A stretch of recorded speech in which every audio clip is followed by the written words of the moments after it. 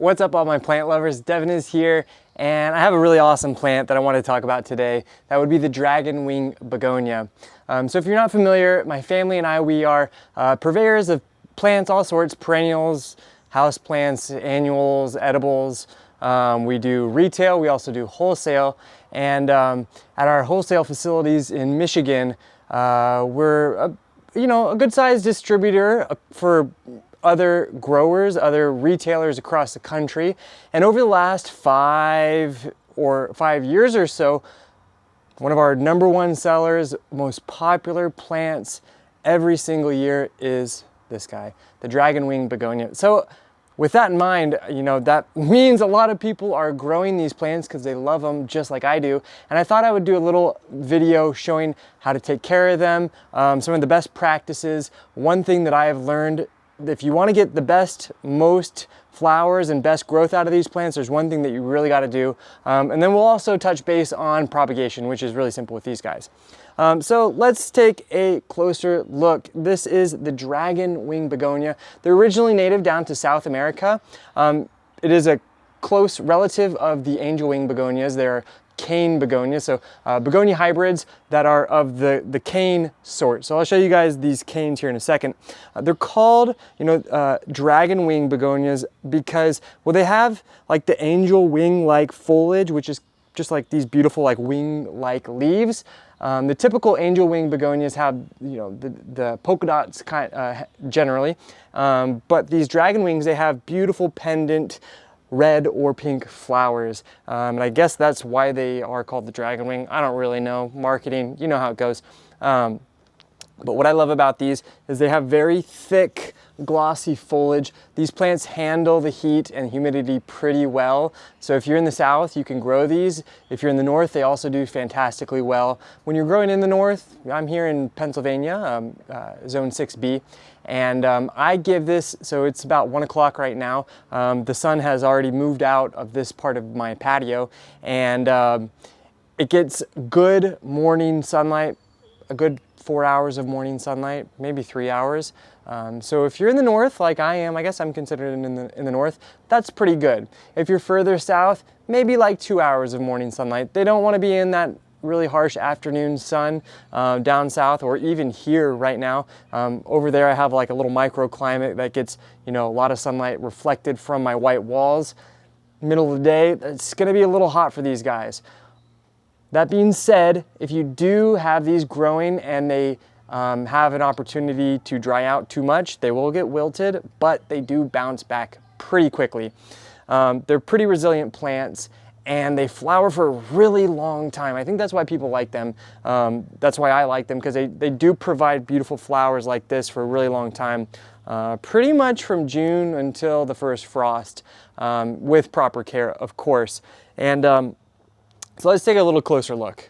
So you can see that foliage is really nice, beautiful, glossy. It's quite thick, almost rubbery, leathery. Sometimes they will have kind of reddish on the back sides of the foliage. I haven't really figured out why it does sometimes and why it doesn't. Even on the same plant, they'll have a couple with red on the back, other times not.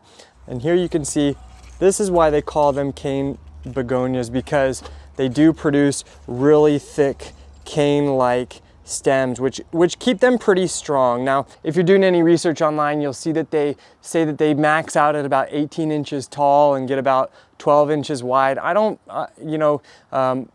grown these outside a lot, grown them in greenhouses a lot. I find that they will grow 24, almost 30 inches tall. And even though they do have those thick stems, and they get really top heavy. So that is the #1 thing that you need to take away from this video. If you take anything away, these plants need to be cut back regularly. Before making this video, I was just doing some little searching online, what the growers, what the different marketing agencies out there say about this plant. No one listed cutting it back, and I thought that was absurd. So honestly, 2 months ago, this plant was huge. It was about like 24 inches tall. It was just like falling over. It just couldn't handle its own weight. So what I did was I took my shears and I cut them back.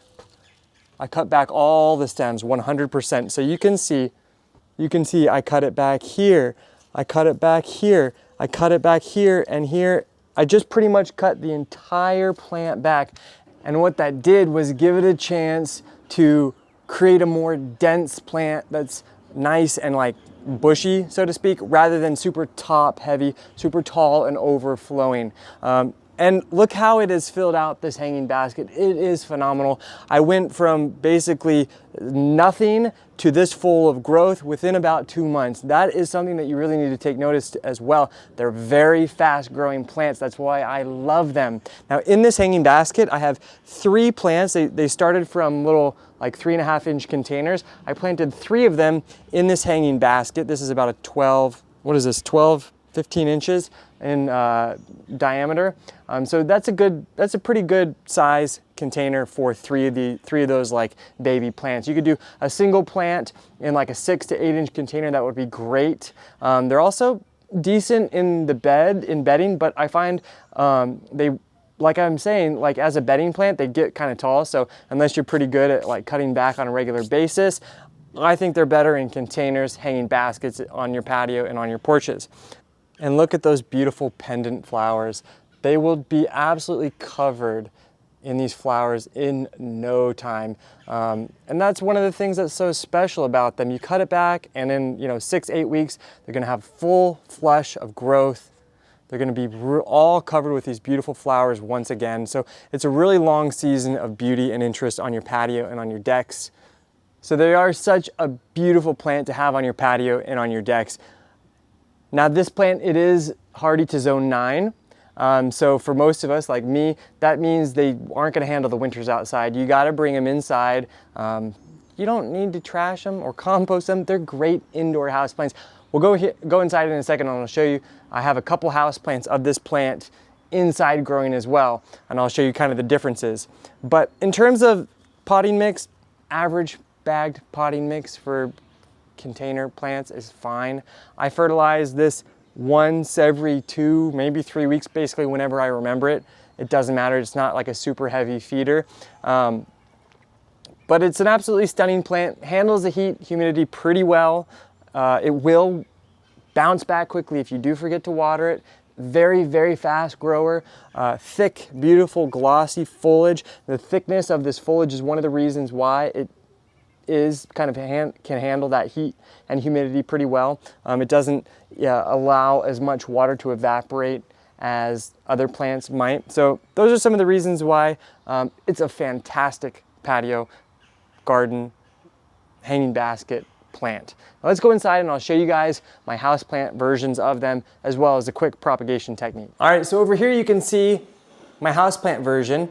Now the clear big difference is that they don't grow quite as dense inside the house as they would outside the house, but that's okay with me. This was looking really fantastic, and I just, like I said, I just cut it back a little bit ago. So it was growing a little bit too tall for this container, so I trimmed it back and it's already producing those side shoots, which is great. So it should be nice and full here soon. They respond so well to cutting back. I can't stress that enough. That is the #1 thing you need to take away from this video. Cut these back. If you are scared, take a deep breath. Remember, always cut just above the leaf node. So you always cut just above that leaf. If this is a leaf node, you cut right here.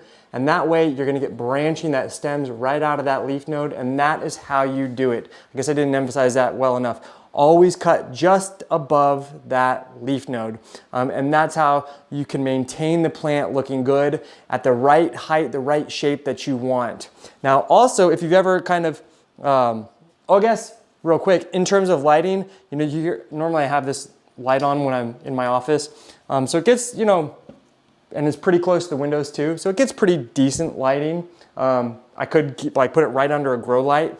Definitely the LED lights are gonna be much better for helping plants grow than your just typical incandescent light bulbs that you use in your lamps. So that's something to know. But these light bulbs do something. They do more than nothing, but it's not like a whole heck of a lot. The other thing though,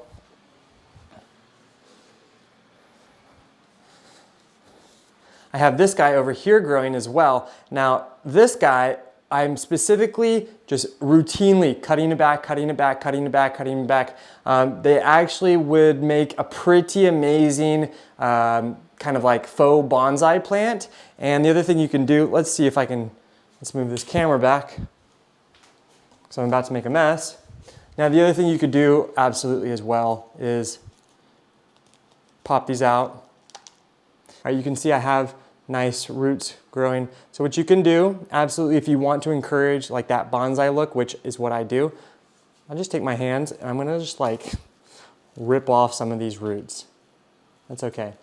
You could cut them off, but like these are super fine roots, so it's easy enough to just kind of rip off. Just like this, I'm making a huge mess. Samantha is going to kill me. No, I'll clean it up before she gets home. All right, and now you do this. You just kind of like keep cutting it back a little bit like that. We're gonna take our shears, these cool little camel guys, and remember what I said? This is the leaf node. Why is it called a leaf node? Because that's where like a leaf comes out of. Why is this called a leaf node? Because this is where the leaf comes out of. So I like this leaf node right here. I'm gonna cut just above that. And so now I'm gonna have new branching that occurs out of that guy. I'm gonna do the same over here. And I'll do the same over here.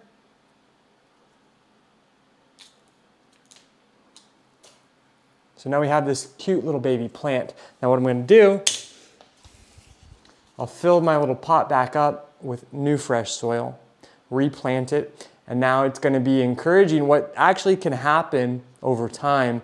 If you do that, if you do this kind of root trimming every 6 months or so, and you consistently are cutting back these plants, you can actually kind of force the plant to create like smaller leaves, which is the bonsai effect that I was talking about, which is really cool. And these plants are such rapid growers that you can start to notice those changes more quickly than if you were using like, you know, a traditional like pine tree bonsai style. So if you ever wanted to try like a fake bonsai, try one of these Dragon Wing Begonias. Now, I have these guys. I just cut them off. I was just showing you guys. So on each one of these, you see, I have this leaf node and I have this leaf node. That's pretty good. What I'll do, I'll cut these leaves off, or I'll pull them off. Now, you get yourself just a small little 3-inch, 2.5-inch container, just like this. Fill it with soil, pre-moisten that soil, so actually pour water in before you put the cutting in. Mix that around so you can ensure that that soil is nice and moist. Then take that chopstick, take a pencil, take something, poke a hole straight in. You put this cutting in and you bury it down so that those 2 leaf nodes are under the soil. I just did that with this guy about 4 days ago, so I don't want to disrupt it right now and pull it out. But this guy, same exact process as this.